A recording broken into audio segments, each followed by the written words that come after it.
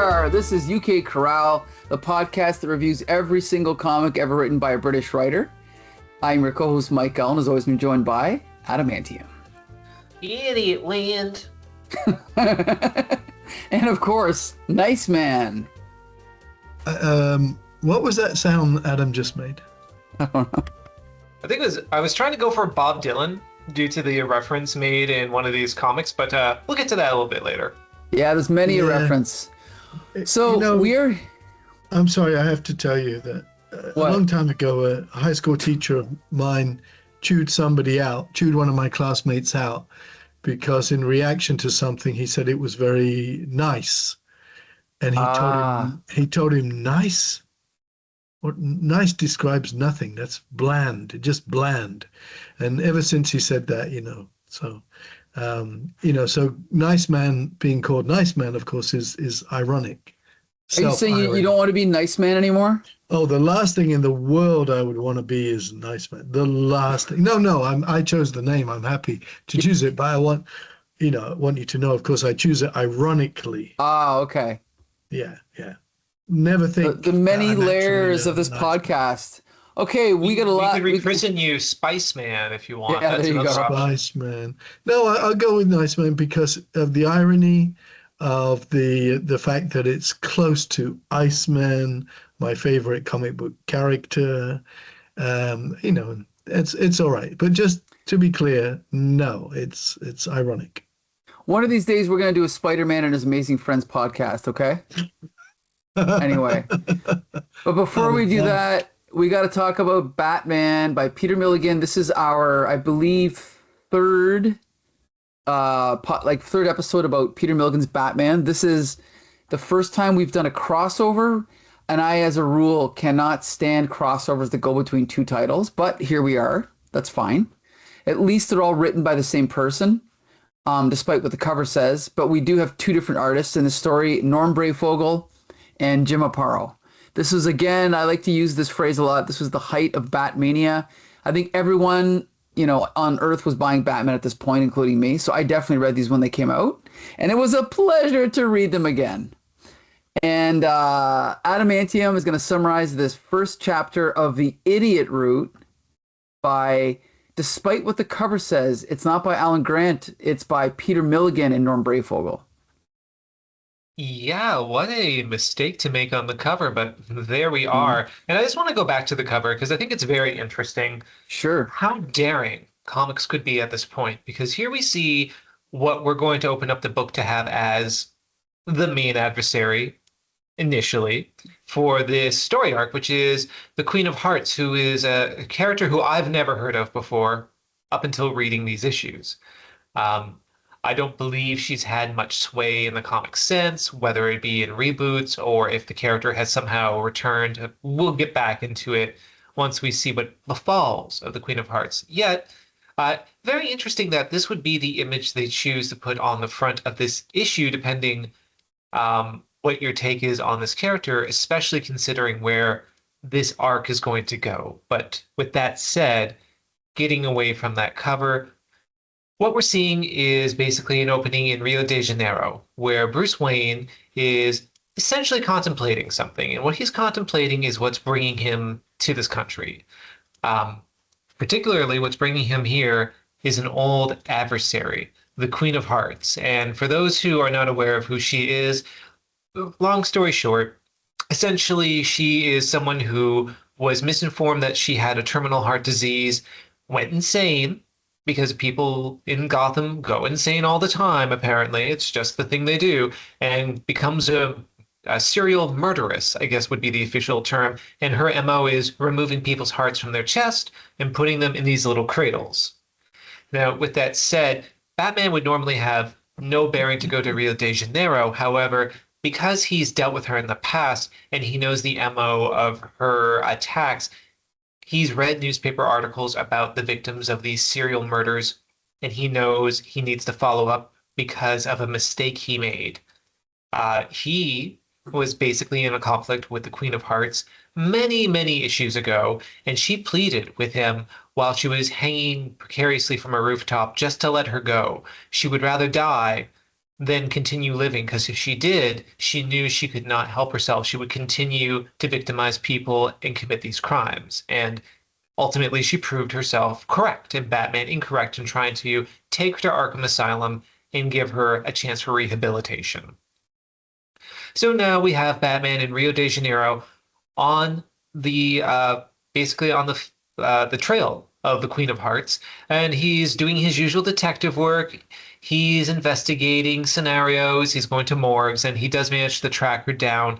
And in a conflict where he prevents her from attacking another would-be victim, in addition to suddenly being accosted by her, there's a strange phenomena he's noticing. These young people who seem almost zombified, who are just walking through the streets of Rio de Janeiro. In fact, one he has to save from being struck by a car. And this plot point brings us to the next real, I guess you could say, story beat of this arc, where he encounters a police officer who warns him that he doesn't want Batman in his city. He doesn't take kindly to vigilantes taking over for him, and particularly informing him about this new phenomena, a drug that's being spread throughout Rio de Janeiro, which is affecting the youth, essentially making them into these sort of somnambulistic zombies. Batman even attends a young person's hospital where he talks to an attendant there who describes it's almost like an endemic situation there of how all these children are falling into these idiot lapses. And this will come into play for where the story's going. So Batman is, in addition trying to track down the Queen of Hearts, is also trying to stop this new drug from spreading and affecting more youth. He encounters a drug dealer who brushes him aside, literally just pushes him by his exposed face from his cowl away, and Batman pursues him in anger, only to be met with a strange figure, the self-professed idiot, who emerges from a wall. So this is very interesting because we go from Batman tracking down a serial murderess, something somewhat grounded within arguable reality, to this sudden supernatural element. He's even alluding to himself as the Cheshire Cat, which is playing on with this theme of Alice in Wonderland with the Queen of Hearts and with these other themed villains. I'm surprised the Mad Hatter didn't show up, to be honest. But with all that said, Batman is trying to contemplate what's happening, what could have occurred, and he's getting these strange phone calls from the idiot, from this entity that appeared to him on the phone. He knows no one else knows he's there aside from Robin and Alfred. And even when he tries the phone, the Batcave, while you can see from the panel Alfred is answering, all Batman is hearing is the voice of the idiot. And it's revealed through some dialogue between what is Zeno, who is the person who drugged Batman, and this mad scientist, who is Mr. Crosby. Crosby has actually been developing this drug. And this is the thing that is the addictive opioid-like substance that is making everyone zombified in Rio de Janeiro. And unknowns to him, Batman was dosed with an element of this drug, which is why he's hallucinating, which is why he's hearing voices. It's all just hallucinations. Or is it? Next up, we get into more of the meat of the story, where we get some ambling about by the Queen of Hearts. Batman's in pursuit of her. They have a big punch-up in a battle, and Batman continues pursuing her as she just happens to run into Zeno, that young man who dealt the drug to Batman earlier. So Batman pursues Zeno, who happens to lead right into the facility where Dr. Crosby is developing his drug. Batman and the Queen of Hearts, they have a battle, it bleeds over into there, and they end up destroying a bunch of vials of the drug, which gets onto both the Queen of Hearts and Batman, which causes this very distorted, hallucinatory sort of shifting of reality. And both he and the Queen of Hearts come face to face again with this figure, the idiot. And that's how that issue ends. Oh boy, I honestly, it's funny because when I started reading this, and it said Alan Grant on the cover, I was a little bit worried because, you know, I grew up reading detective comics, but I didn't love them. And so I was kind of like, I got to trudge through this just to get to the next part by Peter Milligan. And on page one, I was so sucked in from the first paragraph. And then when it got to the last paragraph, there was someone else there. A fifth person was inhabiting their mental universe. I thought, whoa, Alan Grant is better than it's Peter Milligan. Of course it is, right? So yeah, as usual, Peter Milligan is doing a great job here. I think the closest thing that I can compare this to would be did you guys ever see Serpent in the Rainbow by Wes Craven? Yes.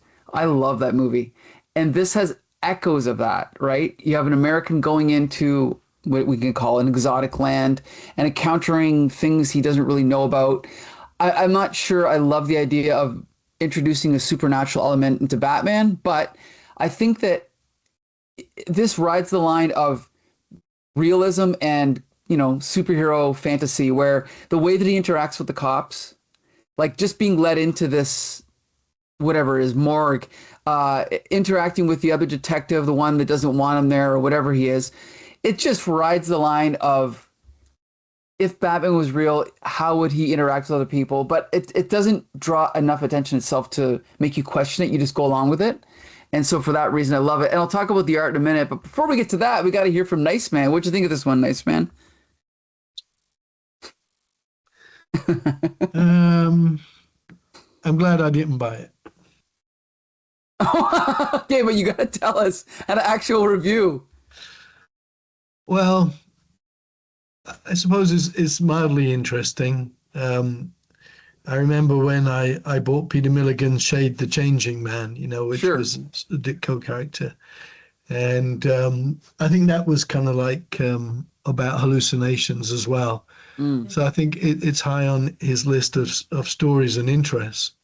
I have to say, of course, I love Peter Milligan's Ecstatics, it was X-Fact. Well, no, it was X-Force. X-Force, then Ecstatics, then Excellent. Yeah, I mean, I love that. I've got every issue. I love Me them too. all. So, but this, I mean, yeah, it's mildly interesting, I suppose. There's a Queen of Hearts, and I thought, oh, okay, like a 10th rate Joker, with the playing card. Yeah, steals hearts from people, puts them in like where babies would go, and yeah, I mean it's all right. It's just not very interesting. And then this idiot and being the fifth presence and the supernatural. I suppose it's interesting that you start off with him going to Brazil because of the Queen of Hearts, and you see these kids going around as zombies, and it's the Queen of Hearts MO to rip people's hearts out, and then this other element is introduced. So I think it was tricky for him to tie these things together. It could overwhelm the reader, but he did it pretty well. I'm slightly at a loss for words. I mean, the art at times was impressive, and at other times it wasn't. I'm just glad I didn't buy it. For me, it's a kind of throwaway, really. Still better than most Batman comics of the 90s. But anyway, in my opinion, but that's neither here nor there. I'm just going to say, before we get to the art, there's a few scenes in this I thought were very well done. One of them was the phone calls, which I found almost like, David Lynch's, was it Lost Highway or not? I don't remember, the one with Bill Pullman. Yes, Lost Highway. Just him on the phone and talking to Tim, but it's not Tim. Then he's talking to Alfred, but it's not Alfred. I love that whole bit. I just thought it was really well done. And something about Peter Milligan's Batman that we mentioned last time is there's a lot of times where he is out of his element, right? Where he's overwhelmed, where he's not in control. And I do really appreciate that. I love this at the end. I mean, I'm going to talk about Norm Breyfogle's art in a minute, but this was very well done, I thought. And it was intriguing to me. And I like the fact that the story starts out with the Queen of Hearts, then leads us to other characters, leads us to like the scope of the story gets bigger and bigger as we go. So as far as the art, I've always had mixed feelings about Norm Breyfogle. I think he's very talented, but he's almost like an image artist where I think he just needed a little bit more refinement or a little bit more training just to get to that full professional level. Like he clearly has a great sense of design, right? Like look at this Batman here at the bottom. Um, and like things like this are very cool. You know, he's very effective. But I think what I don't like is it feels like his expressions and body language go from 0 to 10, and there's nothing in between. So when people are screaming, they're screaming 10 out of 10. When, when Batman's scared, like here, look at that. Like that's not a typical Batman face being that scared. So that's what I mean is, yeah, I do like him, but I just think I wish sometimes he would have toned it down a little bit. But Adam, what did you think of the art? The art I thought was very serviceable. I concede to every point you made. I think there's some amazing panels and sequences here. I love the art on that final page, how everything goes from these very crisp, angular panel lines to that distorted, almost contortion of these panels, showing that they've gone through this dimension into some other realm, whether it's a mental realm or a physical realm. We'll find that out in the next issue. What I also really like about this is using the Queen of Hearts to set up an expectation, because you do have her poised to be the main villain. She's the reason that Batman is going to Rio de Janeiro. She's the adversary. And slight spoilers for what we're going to encounter in the next issue, but it's already made very prominent in this issue. That's not the case. The Queen of Hearts, very appropriately, is nothing but a red herring. She is just a setup. And I think it's also great with the Alice in Wonderland themes going on that basically it's an inversion of it. Alice doesn't go through the looking glass and then encounters the Queen of Hearts. Here, the Queen of Hearts leads Batman to then go through the mirror to this other world. And I love that inversion and those working with those themes. That's good. That's very good. Now, I will say sometimes when comics deal with the idea of drug addiction and sort of epidemic drug use, it can be very heavy-handed, as we're seeing in this issue and we'll see in subsequent issues of this arc. This really is just a sort of analogy or an allegory for the heroin boom that happened in Brazil around this time. And, I will say at least it doesn't feel hackneyed or it doesn't feel overstated by Milligan trying to be preachy or trying to be didactic about the perils of drug use. It's just more of a setup for a particular story that's going to happen that, to me, resonates more with something like Frankenstein or the Prometheus myth rather than with a PSA about drug use. But with that said, I love the setup of this first issue, maybe more than I was expecting. I think it's a really great setup for a story that I was not anticipating would unravel the way it did. It's definitely different as Batman stories go. So again, let's give credit where it's due. So Peter Milligan is not just hacking stuff out. He's obviously put a lot of thought into it. How can he do a different kind of Batman story? How can he set it up with the red herring part? Take Batman where he's never been before. Norm Breyfogle's doing his best on the art, and at times it's really very good, and at other times, like you say, serviceable. So again, I wouldn't say, I'm not saying it's bad, just not my kind of cup of tea, really. And I feel like, well, why? Because I've been spoiled by the Steve Englehart, Marshall Rogers, Terry Austin detective. And so, I mean, that's Batman for me. That's detective for me. That and maybe, the Neil Adams stuff, although I don't like Denny O'Neill's writing. That's also Batman. And also maybe the Frank Miller Batman. So between Steve Englehart, Marshall Rogers, Terry Austin, Neil Adams, Frank Miller, they've got a lock on Batman. So this is at least Peter Milligan trying to do something different. So I appreciate that. I do. I think at the time it came out, when was it? 1991, 91, yeah. In 93, I was out of the country for a couple of years. And so during those couple of years, I didn't read any comic books. And sounds like hell. Depends on the comics. Yeah. Yeah, no, I think 2 years. I know I didn't read any, and so it was during this period, so I wasn't aware of it. So, interesting. I give it points, but no, but if we were here reviewing Steve Englehart's Detective or the Frank Miller Batman, or so I'd be so enthusiastic. It'd be in seventh heaven. I'd be Spice Man. Okay, but that being said, we got to jump to the next chapter because we got a few more to go here. So I'm going to do my best to see if I can remember what happened in chapter 2. And this is by Peter Milligan and Jim Aparo, who is my favorite Batman artist. So the idiot has been revealed, and this is where, so it's interesting because I think Jim Aparo is a master storyteller, and it's hard to talk about this without directly talking about the art, but Batman realizes that he has been splashed with a liquid, but he also realizes that that she has more on her face, right?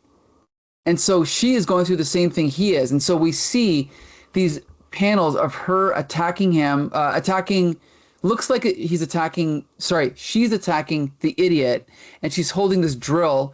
But then when we cut, she's not really going towards him. Then Batman tries to intervene, but then the idiot becomes a tiger, and then the tiger attacks him, and then we're cutting back, and we're seeing that now the Queen of Hearts looks like an old woman.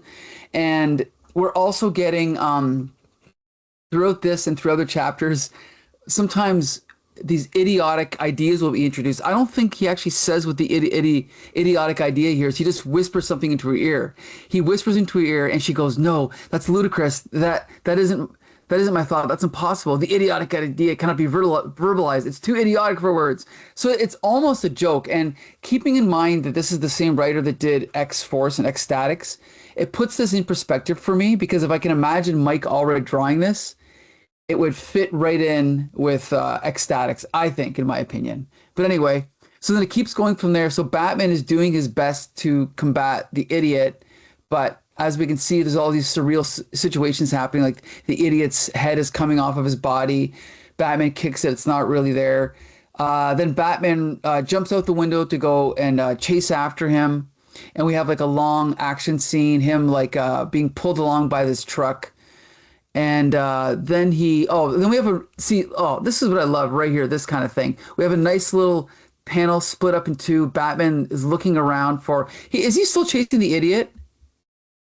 Yeah, he is, right? Okay. So then he's up on rooftops, and then, he basically gives up. So now he's, now this is where Adam might have to come in. Where is he now, and who is he with? I don't remember. Well, earlier during my recap, he had visited that hospital that was for youth. That's right. Okay.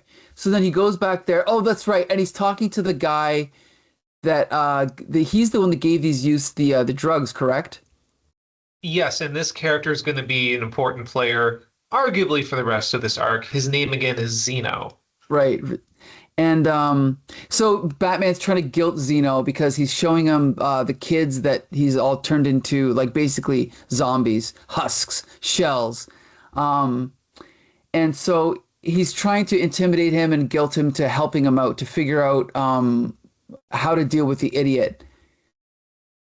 And basically, he decides to take him on this plane.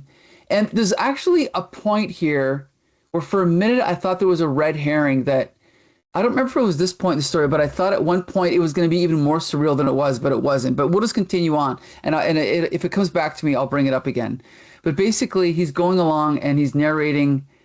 Because at the beginning of the story, one of the things that was mentioned was that they were joining up 4 people together in a kind of a psychic bond, and when they joined up together, a 5th distinct personality was created from the 4 people being together, and that was the idiot, the id monster, the idiot. And this is where Batman puts the pun together, right?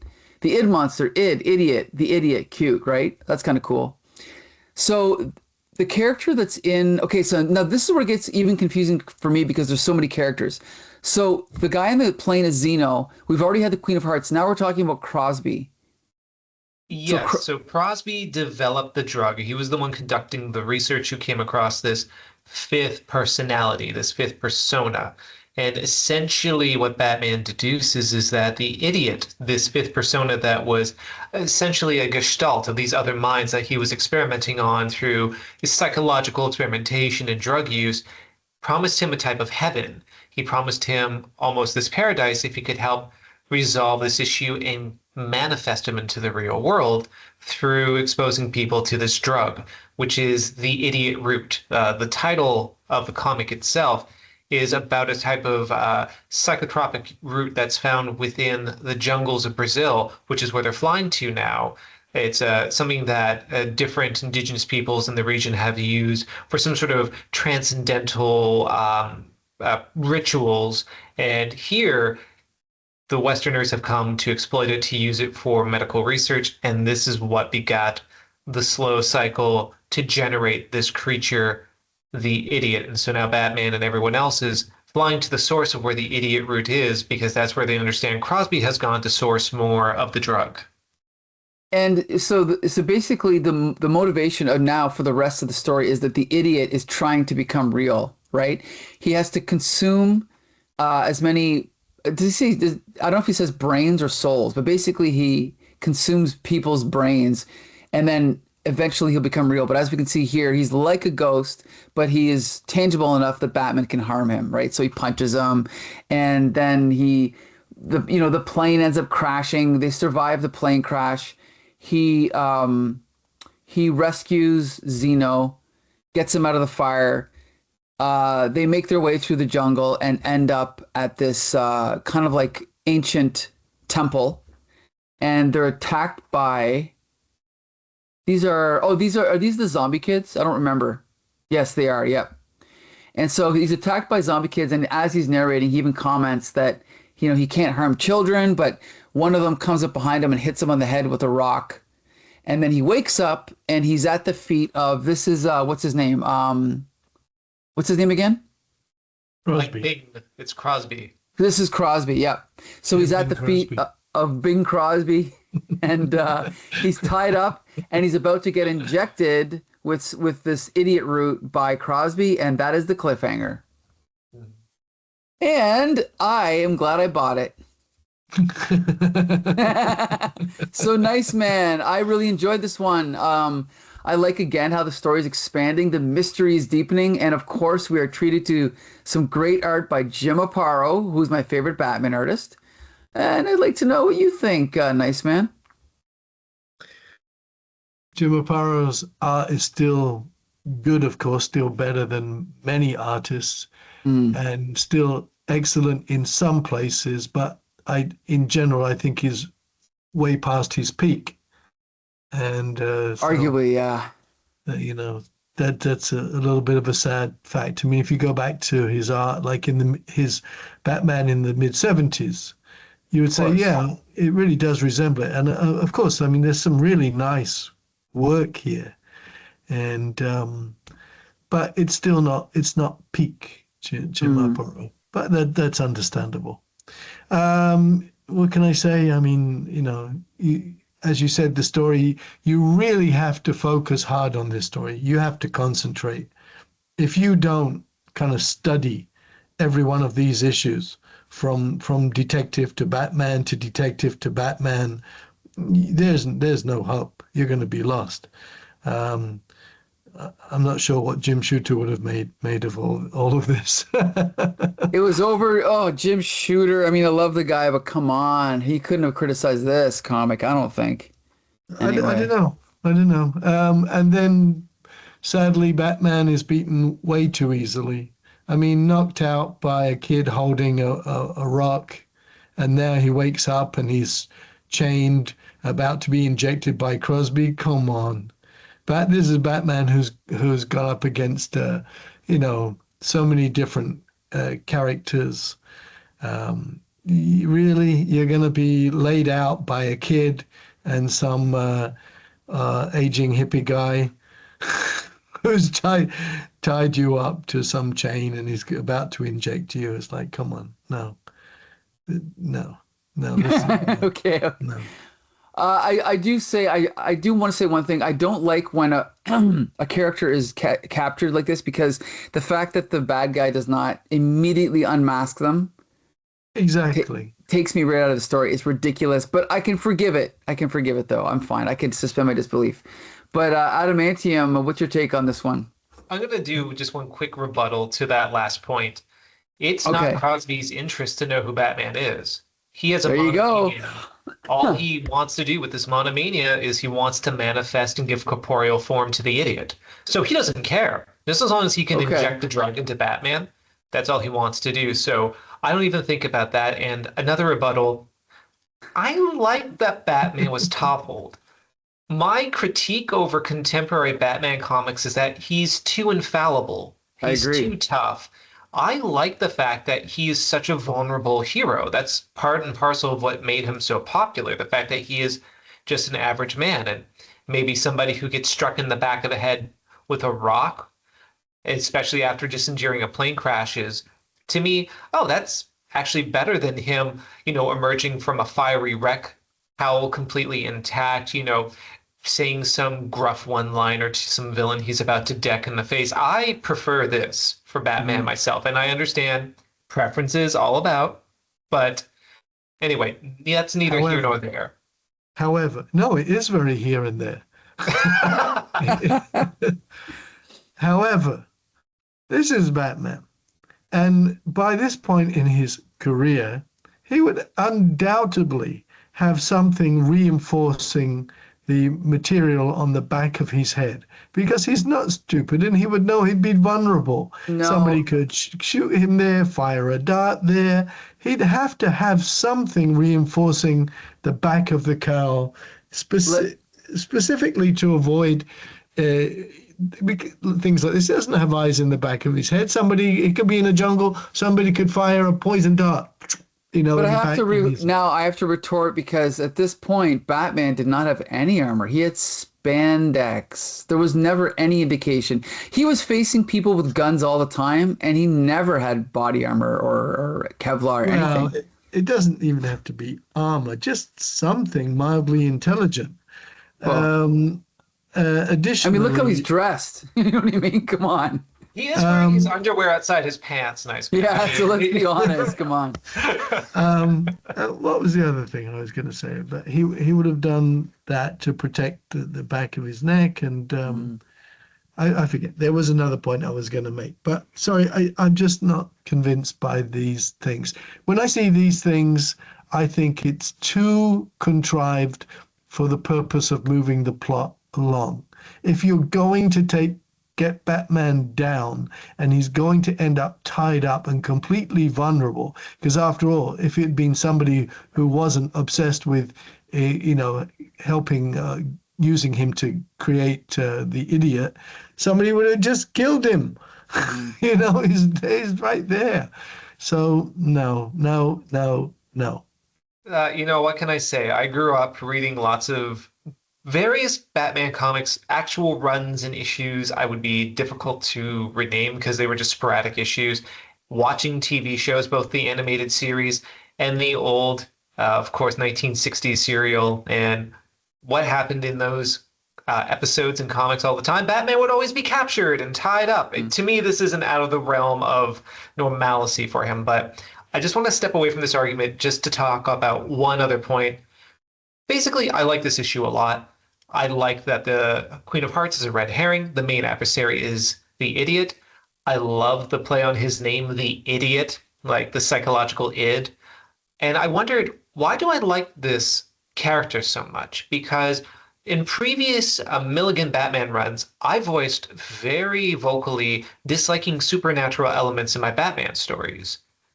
And yet I think this has more to do with perhaps speculative fiction than the supernatural.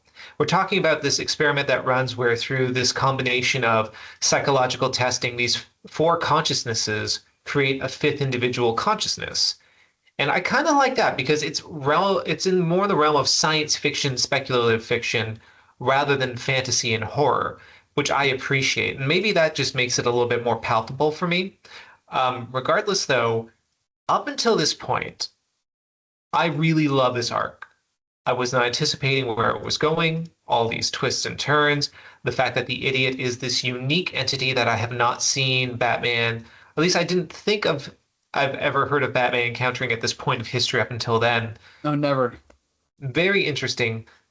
Will I continue enjoying it so much in subsequent issues of this arc? We'll find out, but so far I really do enjoy this. Anticipation's killing me. All right. And with that, nice man, it's your turn to attempt to do a summary if you're up to it. I'm probably not. So let's see, and then I'll call on you. So where are we? Let's see. Batman's laid out for the count, and Crosby's all excited. But just before Crosby can deliver the needle into Batman's veins, the Crosby's hand is knocked away because it's now, isn't this Zeno? Zeno is now becoming a good guy, and he's come to Batman's rescue. And Batman is then finally able to break free of his bond, of his what? What's the word? Bonds? Bonds, break sure. Break free of shackles.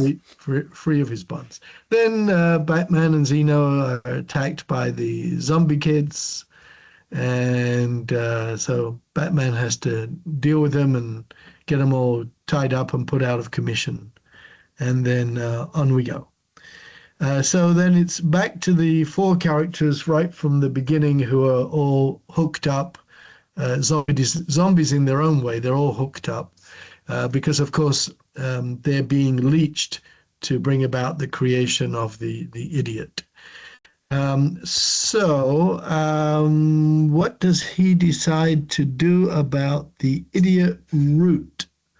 Because Batman's trying to find out about it, and I don't really know. It's from the jungle, as you said, and then he has some of this root, and he's going to have to bite into it and experience it, which would be interesting. But why exactly does he have to do that? So because he has to be able to reach the idiot in his own terms? Essentially, he's going to have to find out a weak link between these four minds to sever this connection in order to eliminate the idiot. So the only way to do that he's determined is to be able to go into this idiot realm, and he has to take the root in order to enter into this hallucinatory realm to confront him and try to determine which is the weak link. How can he dissolve this consciousness from existing? So this is possibly the most interesting point of the arc so far for me, because he's going into this kind of hallucinogenic state, right? And just sitting there. And I always have these digressions. I should apologize for it. So he's just his body is just there, sitting there, but he is going into the hallucinogenic state.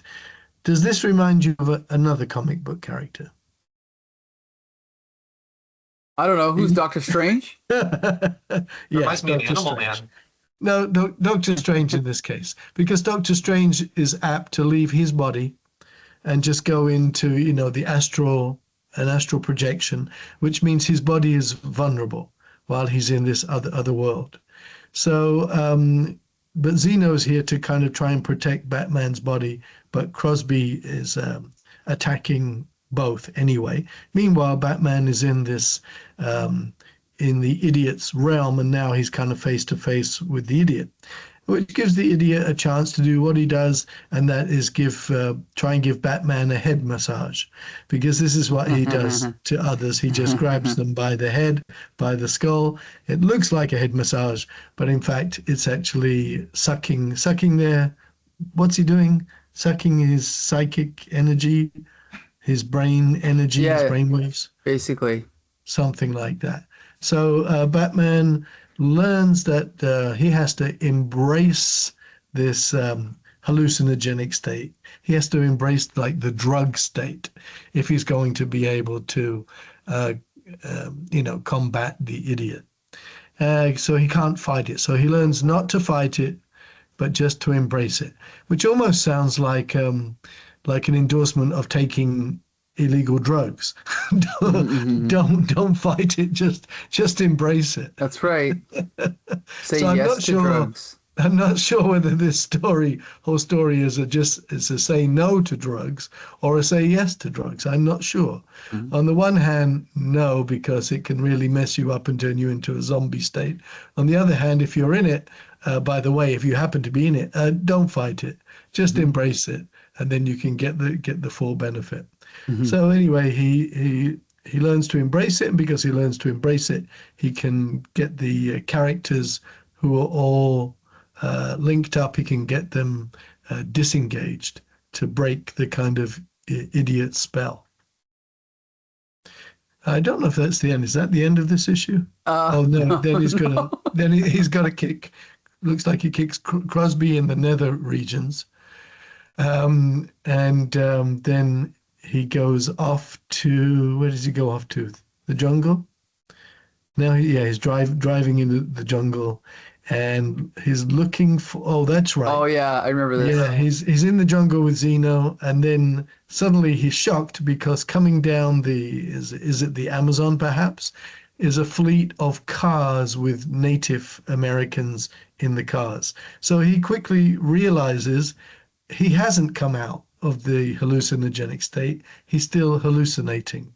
He was tricked into thinking that he'd succeeded, that he had disengaged the four who were connected to each other, and that all was going to be okay. He's still in it, which this reminds me very much of on the occasion when we have a dream and it's a bad dream and you can't wait to wake up, and then you, as far as you know, you've come out of your dream, and then something else happens and you're like, crap, I'm still dreaming.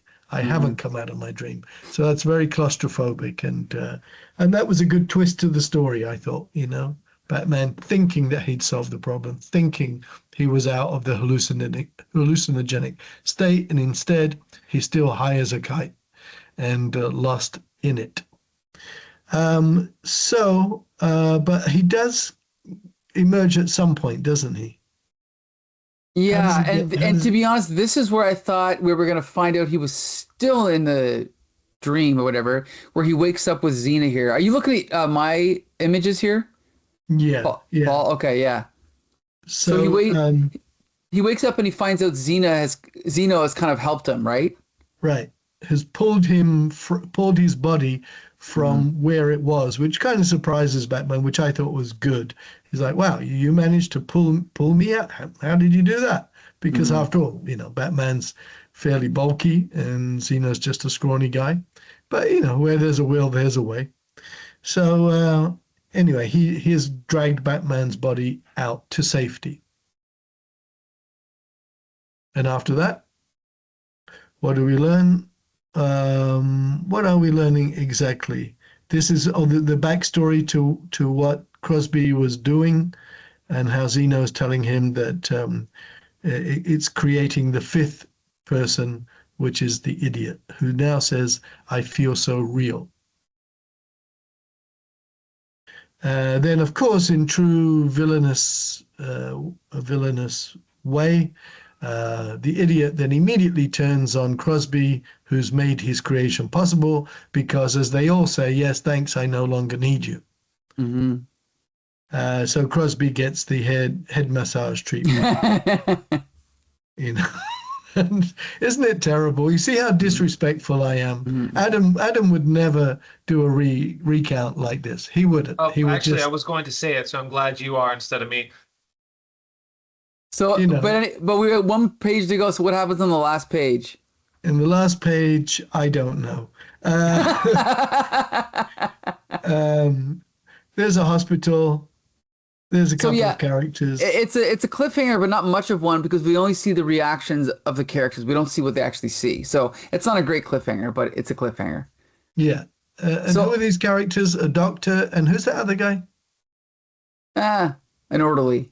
That was the person Batman was talking to in the hospital for youth. He was the one who lifted up his shirt to show all the scars on his body to Zeno when he was trying to intimidate him and say, this is what happens when you're caught in the drug trade. People will cut you. People will hurt you. Anyway, he's entering into this ward with the doctor where all the patients afflicted by the idiot drug are housed to have the shocked expression on their face. Not much of a surprise what's going to happen in the next issue from the scene going forward. But that's the end of that issue. So I'd like another time for a question for the two of you. Do you think that Peter Milligan was quite right in spreading this over 4 issues? I don't think he could have done it in any fewer. Yeah, that's a good point. You're saying there's a lot of story there. I mean, with the various characters and all the developments and this and that. I mean, again, I sound negative, but I appreciate that it has good stuff. It's just not a comic that I would have bothered to buy.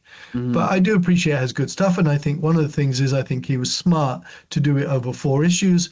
And when he probably told, the editorial, okay, I'd like to do a detective, then Batman, detective, then Batman, I I'm think sure it was right. I bet you that was the editors saying, no, no, no, we got to do a crossover because maybe people were not buying detective comics as much as Yeah. Batman. That's probably what it was. I mean, personally, I know you said at the beginning you don't like that stuff. I don't mind it. If it helped the other title, that's fine. I remember Tomb of Dracula, and who Doctor Strange, two-parter. Mm. One part Tomb of Dracula, one part Doctor Strange. Wonderful. I loved it. Both issues. I didn't mind a crossover at all. And I remember, when Steve Englehart did the Avengers Defenders battle, it was great. Great summer reading. So I don't mind them. I think me and Mike might have some collective trauma, though, from the old Spider-Man runs from the 1990s, where multi-arc storylines would run across multiple different comics, and it made the individual comic titles superfluous. This is just parts 5 of 6. It's Amazing Spider-Man. Just make a weekly comic instead. You might as well at this point. It's more of a naming convention than anything, but I would actually answer to say I don't think 4 are enough. And when we get to the final issue, I'm going to explain why I think we actually could have benefited from an additional issue. Yeah. I wouldn't say no to that either. I'm going to say one more thing about crossovers. Everyone loves the Superman Triangle era. Remember that? No. What is it? It's basically around the death of Superman, that era, like 5 years or so. What it would be is you'd buy Superman, Adventures of Superman, and Action Comics, and then later Superman, the Man of Steel, and then eventually Superman, the Man of Tomorrow. So you had one comic every week, and then for a skip week, you'd have a 5th comic, okay? But on top of the numbering, so it would be like, Superman number 82, Adventures of Superman number 475, Action Comics number 621, and then Man of Steel number 8 or whatever. So you have 2 numberings. So to follow the chronology, you have to follow the triangle. But every week you're getting a different writer and artist, and it's almost always one continuing story. So every week you're getting a new chapter, which is interesting in a way, but why didn't they just call it Superman Weekly? Right? Like, what's the point of going through different titles? It just drove me crazy. I hated it. Yeah, I had the same issue, amongst others, with the 90s Spider-Man runs. There was a lot to question about those runs, but yes, that was part of it. I just want to give my quick take, Mike, just before we go too much further. Up until the battle where Batman emerges from the Idiot Zone, I loved this. Okay. I thought it was great. I loved the whole notion that there was that false resolution, the fact that Batman is this character who usually, through the power of mental fortitude, wills his way out of any sort of psychological traps. And, he could will himself away from the thrall of the idiot. And to have that turned on its head and to reveal, nope, you're still here, was great. I think the art in this issue was fantastic, particularly when it went to those surreal, hallucinatory realms of the Idiot Zone. I really enjoyed it. I think this art surpassed what we saw in the first issue. Even the close-up of Batman in that sequence biting down on the idiot root is great. I think the absurdity of Batman taking hallucinogenics in this issue also, just from a novel standpoint, is pretty amusing. Yeah. But I think the cracks in the story arc really appear after Batman emerges and Zeno does an exposition dump. We don't see necessarily what happens. He goes, "Oh no, I'm stronger than I look, Batman. I pulled you out of there, so there was no danger." And it's very convenient that, Crosby and his angels just happened to leave the area. Isn't that so convenient? But then he's describing what happens. And as I said earlier, I do think the story evokes a tried and true tradition in so much literature. I think it was Joseph Campbell said there's really only 4 or 5 actual stories that are told, and they're just iterations of those original narratives. And this is the same story of Frankenstein. and the same story of the Prometheus myth, and the same story of Genesis, which is someone stumbles across knowledge that man is not ready to have, and it becomes his downfall. And in this case, it's the knowledge of this hallucinatory root that generates this fifth consciousness, this idiot that enthralls Dr. Crosby, and in the end leads to his downfall. Much like Frankenstein, at the hands of his own creation, it destroys his life. Unlike in the novel Frankenstein, where it was more his life and his surrounding family that was punished, here Crosby's just outright eliminated. And I do like that. I do like an iteration of that mythology, of that tried and true story that's been embedded and reiterated upon so many times. The issue I have is how it's told. It's just this flashback of just Zeno saying, well, this is what I saw. Wasn't it bad? You didn't need to do that.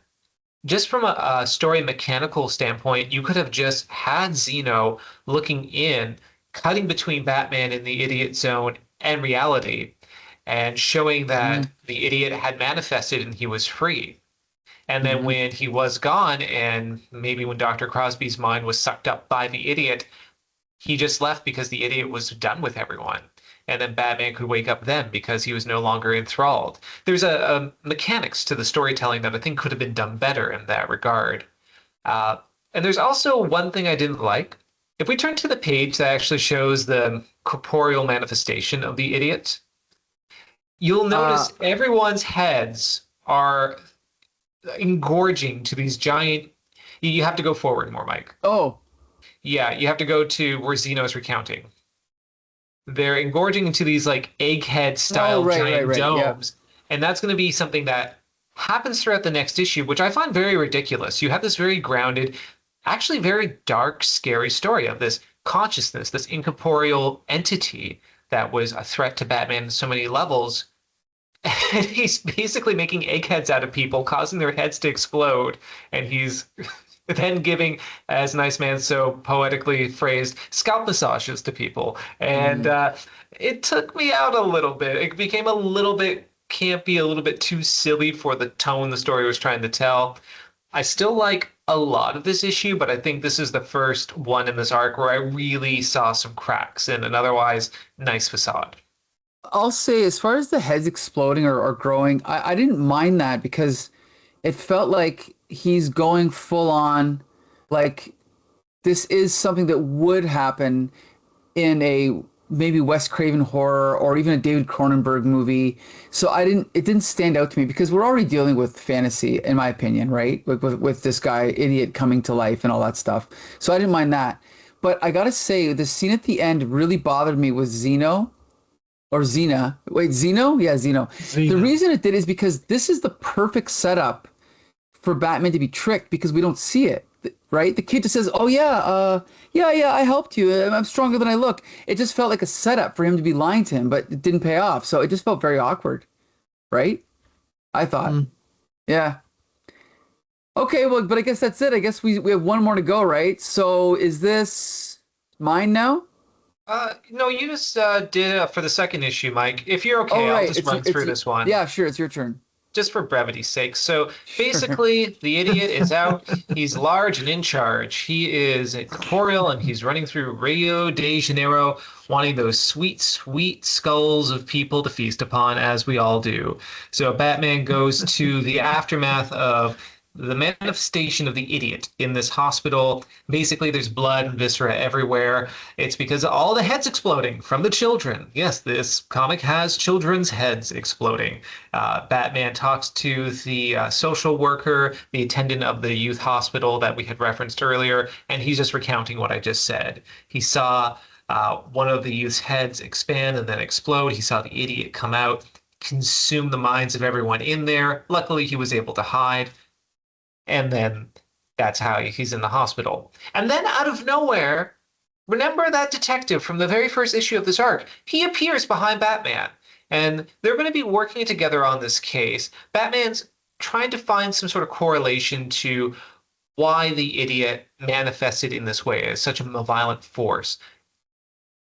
It's a weird thing though, because the detective was not in any of the subsequent 2 issues. Just you have to stretch your mind back to remember he was even in that first issue. He played such Right. a minor part. Regardless, though, Batman and this detective, they're talking about what apparently could happen, and the detective begrudgingly agrees to assist Batman because it means the sooner this case is resolved, the sooner Batman leaves Rio de Janeiro. And in the ensuing pages, we see fights between Batman and the Idiot as he continues this trend of expanding people's brains. Those who have consumed the Idiot root, it should be noted, their heads explode, he manifests, and then he feasts on the minds of people within the community. And it actually gets pretty brutal. He's Off killing panel here, yeah. indiscriminately, women and children. It's actually pretty visceral, I have to say. And Batman is engaging in these fights with someone who can bend reality. Batman is trying to avoid his rubby fingers because those are the things that would suck his bat brains right out. So he's having to avoid it. And then at the very bottom of this panel, of this page, I have to say, is my reference from earlier, where he makes a reference to a Bob Dylan song where he says, maybe I won't touch you with my nails, but I got you with my idiot wind. So he blows into Batman's face. I mean, obviously, Milligan is a Bob Dylan fan, and he just put that in there as a coy, cute little reference. Not that cute, if you ask me. Anyway, Batman's continuing to try to resolve the crime and find out what's happening. He's teamed back up with Zeno, who are going through the files of Crosby's studies and trying to determine who were these 4 people? Who were the 4 original minds that composed this gestalt of the Idiot? And is there a clue to how they can defeat the Idiot from there? During this research, they're followed up and pursued by one of the Idiot's hordes, who, of course, his head explodes, the Idiot manifests, and he attacks Batman, feasting on the mind of Zeno, which I was a little bit surprised about, given that Zeno I don't think is explicitly called a child, but he certainly looks like a young adult, at least. The way he's depicted is like that.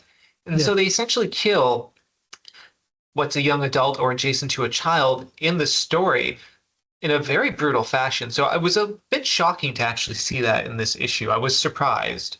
But anyway, after that, Batman, through the help of Zeno, before he was undone, determines the personality of the Idiot that made him so malevolent, which is someone named Cesar Lopez, who is probably the dominant personality for the Idiot, someone who was a killer.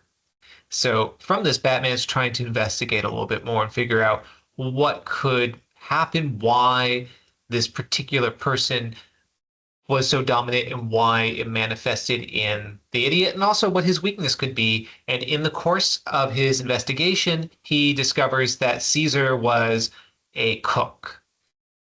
This is going to come into play, unfortunately. Well, Batman has another punch-up. This is like the 3rd punch-up with the Idiot, so it's getting a little bit tiring at this point. Luckily, just at the grace of sheer serendipity, his detective friend is in a car and hits the Idiot just as he's about to administer the killing blow. Wow, what timing. And Batman runs to a truck that's loaded with something that he's planned for. He's determined what the weakness of Cesar Lopez is. Apparently, the reason he went crazy is because he was a special culinary talent who specialized in fowl, in birds. And so the cleaving of birds and the cutting off of wings was something that drove him mad, and he took this out on people by becoming a serial murderer. A huge jump there. Like, you wouldn't want to just like become vegetarian or something, but no, that's what he does. And so that's what made the Idiot this dominant killing persona, and he's afraid of birds. There is a callback to the previous issue where Batman in this Idiot zone thought there was something off about the jungle, and he couldn't put his finger on it, and he determined there was no sound of birds in the jungle. And that's kind of clever. There's no other telegraph that there is a weakness of the Idiot or some sort of phobia of birds. That would have been nice. But regardless, because this truck is full of birds, they encase the Idiot. They peck away at him until he's nothing but a bunch of fabric and feathers. And then that is the resolution. Batman has been able to dissolve this 5th consciousness due to this fear. Bruce Wayne flies away back to Gotham from Rio de Janeiro, knowing that even though the idiot is gone, it may not be permanent, and who knows who else might find the idiot root and produce some other monster. The same lesson as Frankenstein, as Prometheus, etc., etc. Um, you know, I'm just going to say one thing here.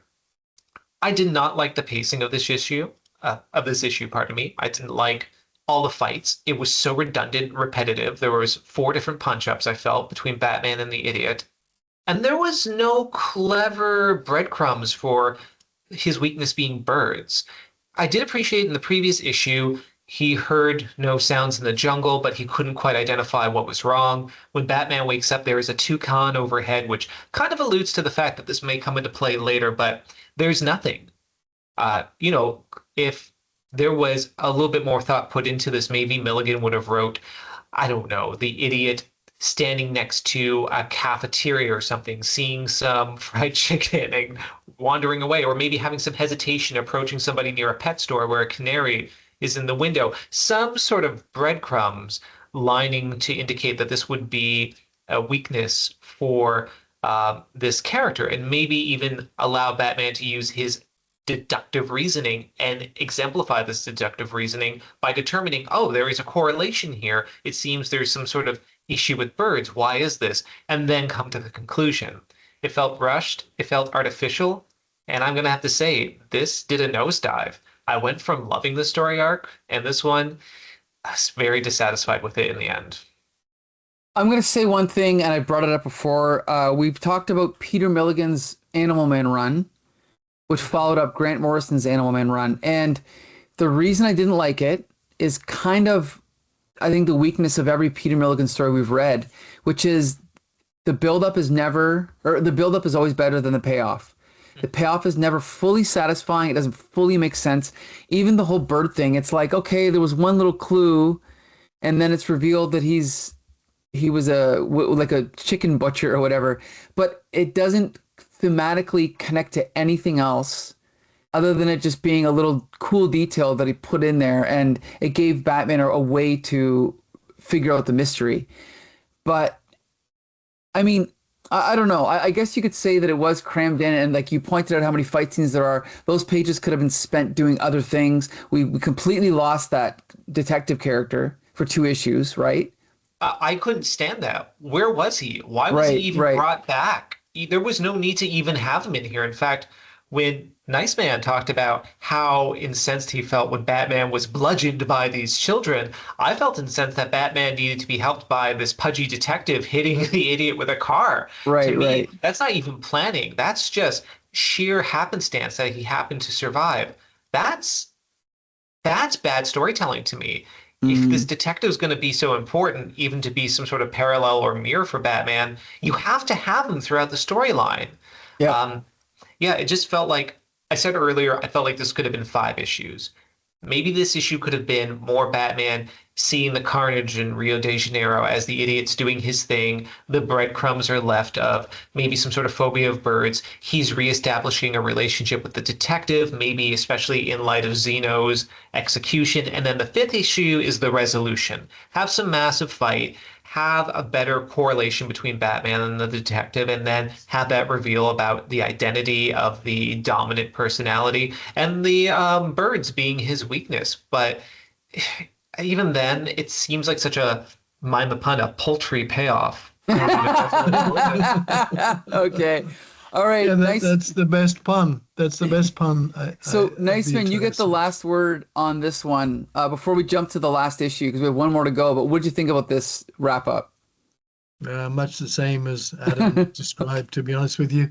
I mean, again, especially I had a tough time with the kid being able to knock him out.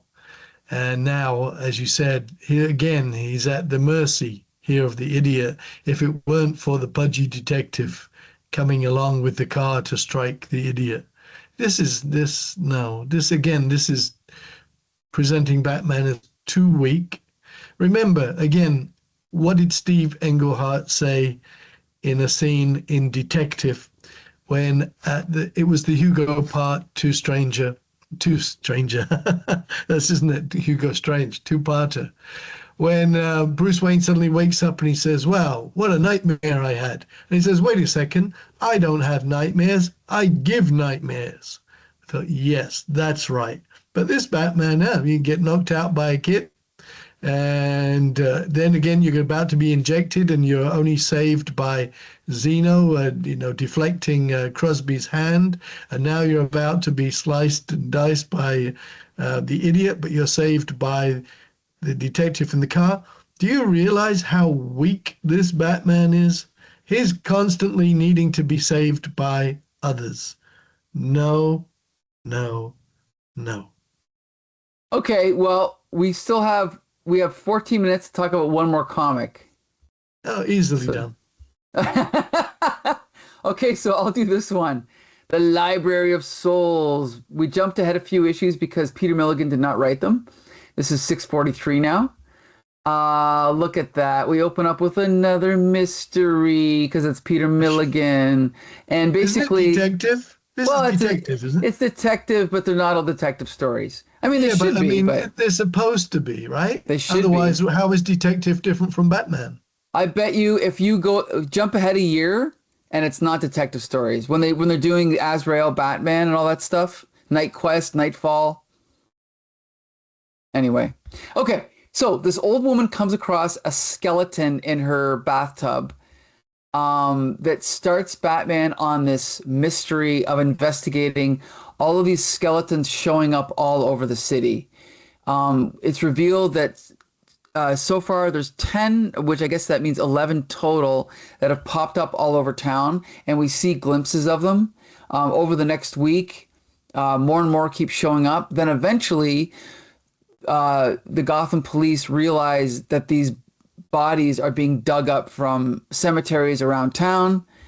And so, and then Batman deduces that that since his supply is going to be cut off, that this killer will now turn his attention to the living. And sure enough, in our next scene, we see this bad guy drug someone and tie them up in a bed. We're presuming that this is the killer. And basically, this guy is tied up.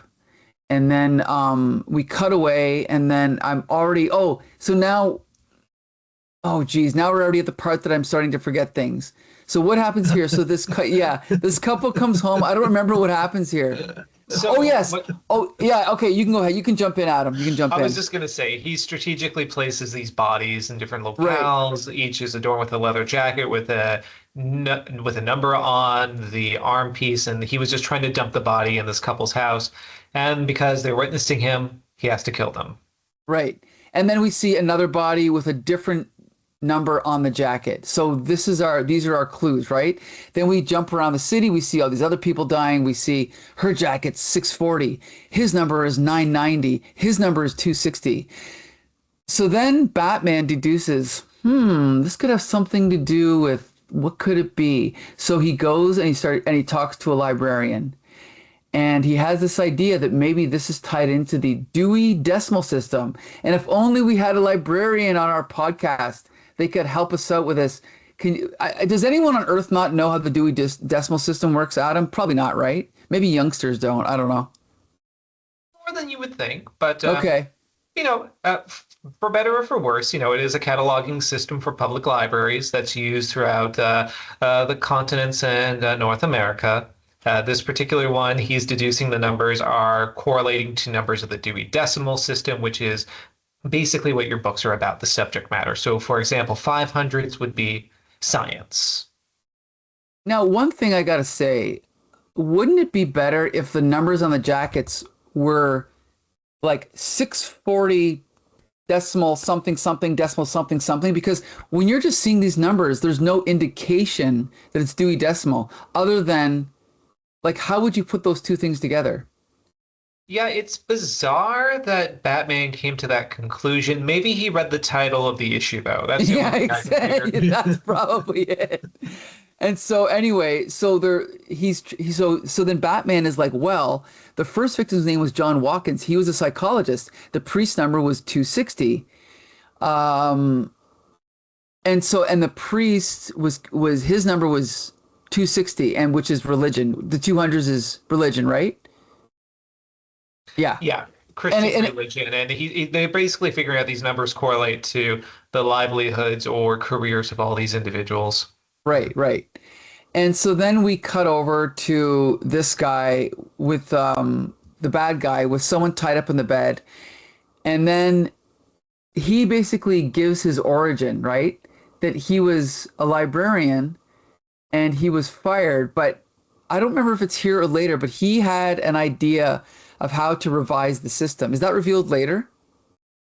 A little bit later, I will say there was one thing I was a little bit surprised about. Again, from my profession, they Sure. mistitled a Dewey number for the wrong subject matter, but that comes into play later. It's a little shocking the librarian didn't bring anything up at the time when Batman addressed it. But yeah, regardless, this guy is basically going around. He is cataloging people and he's putting them in jackets because things look better when they're in jackets. Get it? Book jackets? Go on, Mike. Okay, and also he decides to make Gotham itself a library, a very special library, a library of souls. So he's going to, as Batman sees here, souls stacked upon soul, the books seldom read, the books whose pages are worn through overuse, the holy books. So basically, he figures out that the guy is, yeah, he's making the deaths follow the categories of the Dewey Decimal System. She also figures it out. Batman takes off. He goes to go stop this guy. Oh, and there's a really good joke in here. Where was it? Did I miss it already? Maybe I'll come to it later. Okay. No, I think it's later. So anyway, so Batman's going along, and then the librarian says, wait, something isn't right. She looks at the subject, and this is where she realizes that there was a mistake made, right? And Batman also realizes there's a mistake. Oops. And so then Batman breaks in and is just about to stop this guy. And then she's realizing sports should be 790, not 990. The killer has made the same errors as Johns. So this is where she realized, wait a minute. The killer doesn't, or Johns doesn't know something about the killer. Johns is the killer.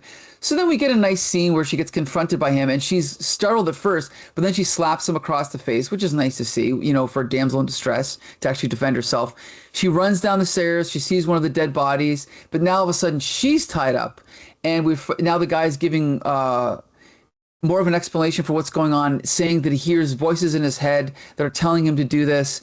And he sees it as the voices of Gotham, right? But she's saying, no, these are just voices in your head. Oh, no. Who does he think the voices are? I don't remember. Well, I think it was his mother who died. Right. Okay. Yes. And she's saying the voices aren't real. They're inside your head. And he's arguing with her. And then just at that moment, Batman comes in to save the day, to prevent her from getting injected with what he's been using to kill all these other people. So Batman stops him. And then this is the scene I really loved, is that he's trying to get away. And Batman says, come down from the shelves, Stanislaus. It's over. You need help. And she's like, they'll probably let you run the prison library, Stan. And Batman actually turns around and says, Miss Holden, please. And she's like, sorry, guess it's just the adrenaline rush. I'm a little lightheaded. So then just at that moment, the bad guy is trying to climb up on the bookshelves and he falls over. All the books fall on him, and a poetic, some poetic justice here. Batman's like, he'll live. He unties her, lets her out. And then just as she's kind of talking with him, he disappears again. And then she says, geez, I wish he wouldn't do that. So there we have a nice little detective done in one. And coming off the heels of the last story, we can see how tough it is to cram a good mystery into only 22 pages. But knowing that, and knowing that once again the payoff is not as good as the setup, I still enjoyed it for what it was. Adam, what did you think? Oh, I hated it. Okay. Okay. I mean, let me not mince words here. Like, I don't hate the prose. Okay. I don't hate the art. Actually, I thought the art was quite serviceable in this issue. I was actually enjoying it quite a bit. It's Aparo as well, so one of the best. Yeah. Even if he's on his decline, he's still better than so many others. And yet, I detested this. I detested the copying of Psycho with this little neebish librarian who's trying to kill everyone because his mummy died, and so the world is no longer in order, and he's trying to put it into order. I hate the book puns. I hate the idea that after a comic where we see Batman battle this incorporeal, godlike being. He's now just trying to fight this gray-haired old man. I didn't like the banter between him and the librarian. I felt there was a very unconvincing plot happening. I didn't feel there were any stakes. And more than anything, I just hated the whole concept of this librarian wanting to have control over things so much that he ends up killing people, putting them in these jackets. It's just the worst sort of takeoff of the 1960s Batman serial, where you have to have a profession as a villain, where, you know, everything you can think of, the security guard, the farmer, everyone's a villain. And it's just, I didn't like it. There was some good jokes back and forth here, but I didn't like the dialogue that much, to be honest. The art was the saving grace for it, but otherwise, I said hate. And you know what? That's not right. I didn't hate this comic. That's too strong. But I disliked it. All right, nice man. What'd you think? Well, it's definitely light-hearted. Uh-huh. It's definitely got black humor, you know, dark humor, black humor. I give 2 thumbs up to any comic that begins with the opening page with an elderly lady discovering a skeleton in the bathtub, sitting up in the bathtub.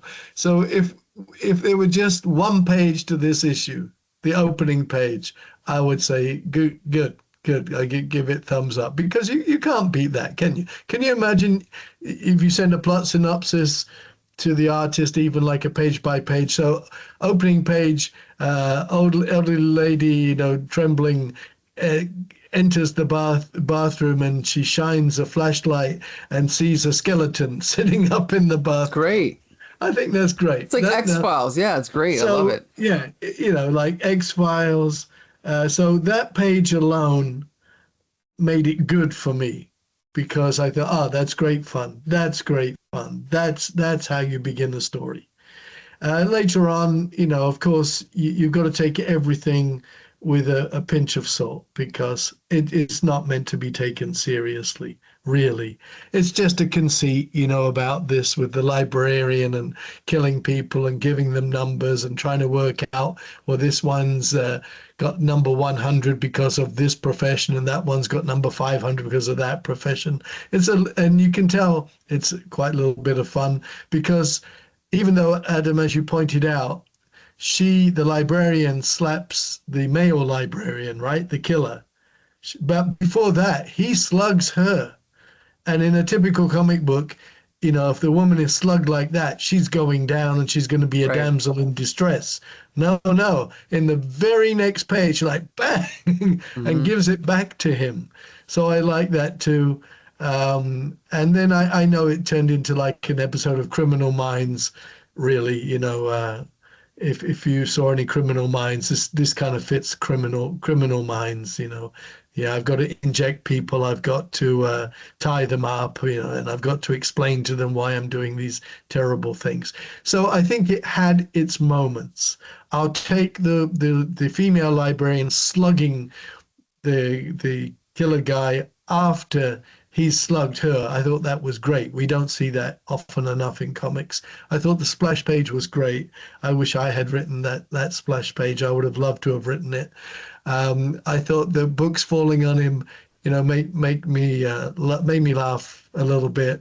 Mm-hmm. And so you just have to take it for what it is. You know, it's just lighthearted, and Peter Milligan saying, you know, this is just some whimsy. Don't take it seriously, which is why he has Batman saying to her, you know, come on, please. Because, you know, which is great. When have we ever heard Batman in the middle of a conflict turn to a character and say, you know, come on, you know, please, don't say that. You know, so that was a nice touch as well. You know, I just want to say it because I was trying to figure out what was it about this that bothered me so much. And I think you're right. It should be whimsical. It should be lighthearted. It almost reminds me of a Silver Age story in a weird way. Yeah. And yet, this man is going around kidnapping people and murdering people. Yes. And It's I funny. guess you can say for dark humor's sake, maybe there's something there. I don't know. I maybe I'm just too conditioned to these comics to think about when there's a murder, there has to be some severity to it, depending on the comic and depending on the continuity. But to me, I just didn't sit right with me to have these murders happen, all just to profit for some puns about libraries and books. I also felt there was a lot of, I don't know, a lot of hackneyed cliches in this particular issue as well, with all the evocations of all these Hammer horror films and of Psycho.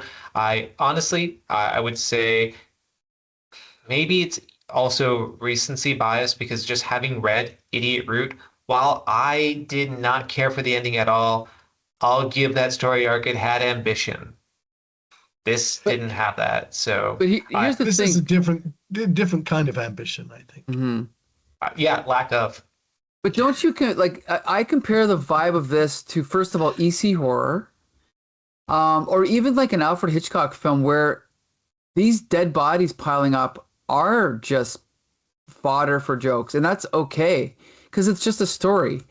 I think it's okay to be lighthearted about this type of thing because in any type of, I don't know, a lot of detective stories I think play. I mean, you're right. Of course, if you think about the implications of all these dead bodies, it's horrific. But even like Nice Man said about the opening with the skeleton, like that is the corpse of someone's loved one, It's but it's so still funny. funny, right? It's so So funny. I treat it like Tales from the Crypt or one of those things. Like it's just whatever. Now, Just imagine the librarian had to take maybe an hour perfectly positioning each bone so it was leaning against the bathtub, I know, working its but head to the side.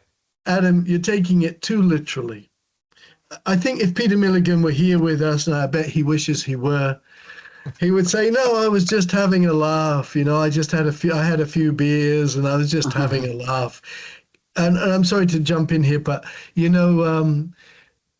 again, a slight digression for me is, do you remember when there was a crossover between Thor, Justice League, and Amazing Adventures with the Beast? yes, At yes, they were all three featured the Rutland Halloween yep. parade, the annual Rutland, Vermont Halloween parade, and all three featured Jerry Conway, Steve Englehart, Len Wein, and Glynis Wein. And I'll tell you my point in a second. In one of the issues, I think it's Len Wein who grabs Steve Englehart by the shirt and says, "Let's have some sanity around here." And Steve Englehart replies, "There's none to be had, amigo," which I thought was very funny. And then in the Amazing Adventures with the Beast, in the Beast, he's got like Hank McCoy prosthetics, because he's no longer, like looking like he used to. So he has this outfit on, and the character says, "Wow, your shoulders are really broad," and he says, "Yeah, well, clean living." And the other character replies, "Well, couldn't your life have been a little dirtier?" And so what I'm saying is that, which I loved, here having the female librarian tell the guy, what does she tell him exactly? He could get a job, or They'll probably let you be the librarian in the jail or whatever. yeah, you can be the librarian for the jail. Yeah, you'll run the prison then, library. Yeah. right, and then Miss Batman, Miss Holding, please. Sorry, guess it's just the adrenaline rush. I'm a little lightheaded. So you see, it's that lightheartedness. So for me, that lightheartedness, the splash page, the sheer insanity of it, the book's falling out. It's just a goofball issue. I I'm just actually surprised. enjoyed it more. I enjoyed it more than the idiot arc. That's what I'm surprised by. I like them both for different reasons, but I am surprised you liked it more than the idiot route. But I can see why. Yeah, it is more lighthearted. But the one thing I'll say though is like as a detective mystery, I'm going to go back to the Dewey Decimal thing. I would like to be able to see how Batman figures that out. not just that he did figure it out. You know? So if there's a clue, I would wish the detective would say, huh, and he has some special knowledge or some deduction, like he pieces things together and he explains how he pieces it together, not just, oh yeah, I figured it out. I don't know, that just seems kind of weak to me, you know? It probably is. If any of us were charged with writing detective and the editor told us, now you do realize Batman has to be a detective in these stories. He has to work everything out. I think that's a huge challenge, because if you ever read like a detective story, the writer has really spent time figuring everything out, how everything comes together. And for, to do this, for the next issue of a comic book, I think is a tall order. Mm-hmm. I agree. Completely agree. Just one last comment. Go to the cover of this book. And I just want to say, not that this added to my antipathy of the issue, but holy false marketing. Yes. True. Look at the cover. It is a good cover, but... Yeah. That guy looks like Mr. Hyde from League of Extraordinary Gentlemen. Exactly. Yeah. And he's carrying a bloodied axe, but there's no Mr. Hyde type character. There's no bloody axe. Who did the cover? Who did the cover? Was it Mark Badger? It says Mark Badger on the cover, credited, and he's not credited in the issue, so maybe he's just the cover artist. Yeah. It looks like a Mark Badger cover. Yeah. Mm-hmm. Yeah. So it's false advertising. It is. So here's the thing: is I'll have you know, this is actually Peter Milligan's last issue of Detective.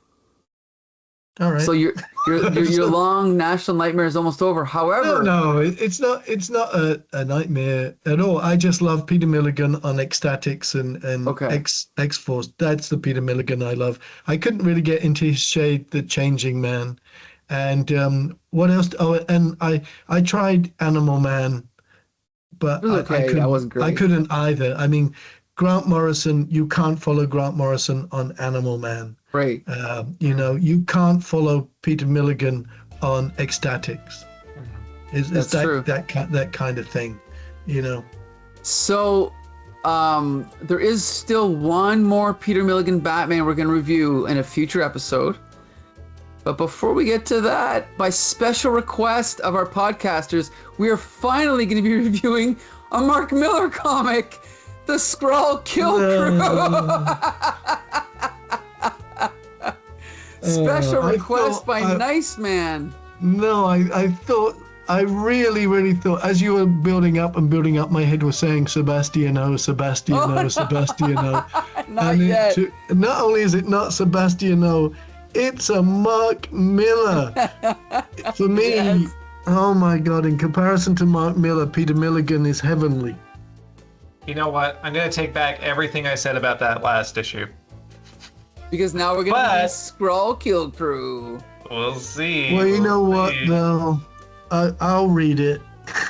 Oh, yeah. And if, because the thing is, I expect the worst. Because Mark Millar is just pedo sensationalist BS and masquerading as storytelling, which translates very well into sensationalistic, like, movies. True. Or something. It's just since God, I hate such writing. But he did. Well, the man's a millionaire, so Yes, he is. He's one of the richest guys. But he did co-write this with Grant Morrison. So we might be in safe hands. He did Aztec, the Ultimate Man, with Grant Morrison, and that went nowhere. That was okay. But it went nowhere. We'll see how it goes when we review it in a future episode. But anyway, I'm sorry, but this Skrull Kill Crew, how many issues is it? It's only 26 issues. Don't worry. No, I'm kidding. It's only 5. It's 5. Okay, with that being said, we have to wrap this up. I'd like to thank Adamantium and Nice Man for joining me. And I want to thank a Nice Man for requesting Mark Millar. Your wish is my command. And with that, until the next time, see you later.